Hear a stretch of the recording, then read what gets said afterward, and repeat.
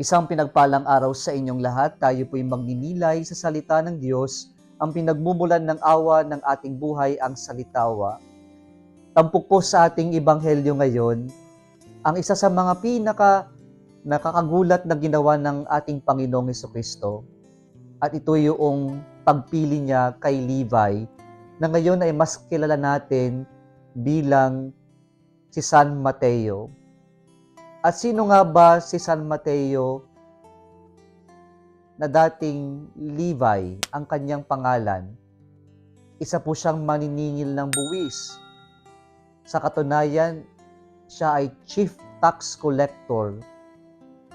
At sa panahon na ito ng ating Panginoong Hesukristo, hindi po maganda ang imahe ng isang maniningil ng buwis. Ang isang maniningil po ng buwis ay isang traidor, nagtatrabaho sa mga kaaway nila ng mga panahon na ito, ang mga nanakop sa kanila, ang mga Romano. Kaya po, traidor ang tingin sa kanila ng mga tao. Pangalawa, ang mga maniningil ng buwis ay magnanakaw, sapagkat wala naman silang sweldo, kaya po sa komisyon sila bumabawi. Pinapatungan nila yung sinisingil nilang buwis sa kanilang mga kapwa Hudyo.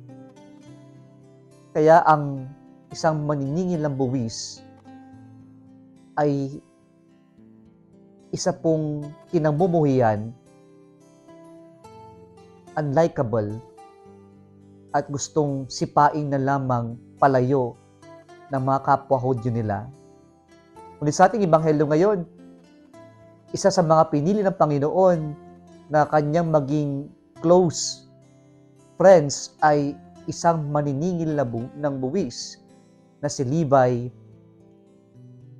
na ngayon ay kilala nating San Mateo. Ano pong itinuturo sa atin nito? Mga kapatid, ang Panginoon, narinig po natin sa ating ebanghelyo ngayon ay siya ay pinag-isipan na madumi rin sapagkat siya ay nakikisalamuha sa mga madudumi, sa mga makasalanan. Pero sabi ng ating Panginoon ngayon sa kanyang ginawa, we do not need to conform to the standards of other people just to get their approval. What is more important is we value other people, and what is more important is we continue to be good and we acknowledge the goodness of other people. Hindi natin kailangan ipagsiksikan ng ating sarili sa kung ano yung standard ng lipunan para lamang tayo ay matanggap, para lamang tayo ay mapansin, para lamang tayo ay maging kaaya-aya sa kanila. Mas mahalaga yung we win the approval of God sa buhay natin. Pangalawa po na pinapahayag ng ating ebanghelyo ngayon ay yung sa pagpili ng Diyos, hindi naman niya pinipili yung qualified, sapagkat ang katotohanan, wala naman sa atin ang qualified, ang karapat-dapat na mapalapit at maglingkod sa Diyos. Pero pinipili tayo ng Diyos sapagkat nakikita niya yung kabutihan sa atin at yung nais na pagtuunan ng pansin ng Diyos, yung kabutihan na kanyang itinanim sa ating mga puso. At yun yung nais ng Diyos na mapagpatibay at lumabas. At higit sa lahat, yung kanyang pagpili ay yung handa tayong maging available.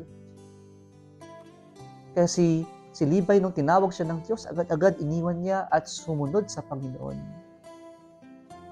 Ang Diyos, hindi niya tinitingnan kung ano yung nakaraan natin, kung sino tayo sa nakaraan. Ang mahalaga sa Panginoon, nakikita niya pa rin yung kabutihan sa atin at handa tayong ilabas yung kabutihan na yan sa pamamagitan ng ating availability sa pagsagot sa paanyaya ng Diyos sa buhay natin. Mga kapatid, sana ganito rin tayo sa ating buhay na huwag nating husgahan yung nakaraan ng ating kapwa-tao at huwag lang nating i-focus yung ating attention sa hindi magandang ginawa o nakaraan ng ating kapwa-tao. Pero sana mas pagtuunan natin ng pansin yung ano pa rin yung mabuti sa ating kapwa-tao. At maging bukas tayo na Bawat isa sa atin ay may karapatan at may kakayanang magbago at mapabuti ang ating buhay. We simply have to make that choice to become better and to choose na yung mabuti pa rin ang mananaig sa buhay natin. Kung nagustuhan mo ang video na ito, huwag kalimutang mag-like, share at mag-subscribe sa Salitawa Facebook page and YouTube channel. Muli isang pinagpalang araw sa inyong lahat.